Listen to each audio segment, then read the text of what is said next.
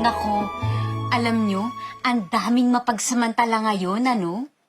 Uy, teka lang. Hindi naman to tungkol sa pag-iibig. Grabe kayo. Tapos na ako dyan.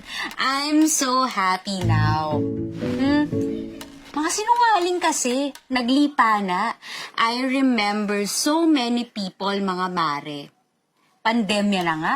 Nanguha pang mambudol ng kapwa. Ang sinasabi ko, yung mga nagfe-fake booking sa mga apps, umu-order ng buong menu, pero biglang hindi na mahagila pagkatapos. Mga online sellers na hihingan ka ng down payment o minsan nga full pa. Tapos nun, block ka na. Buti sana kung barya-barya lang.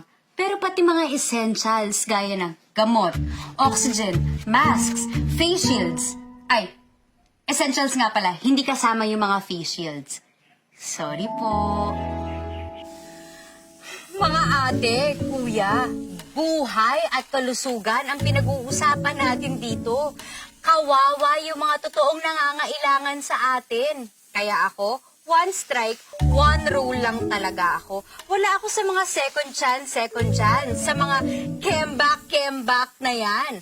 Pag may history ng pambubudol, never again, never forget tayo. Kaya ngayong eleksyon, naku, mag-ingat tayo sa scammers. Naglipa na yan. Iwasan natin yung mga nangangako ng gold. Mambubudol yan. Huwag na tayo magpauto at por Diyos, por Santo, huwag bumoto ng magnanakaw. Cheers!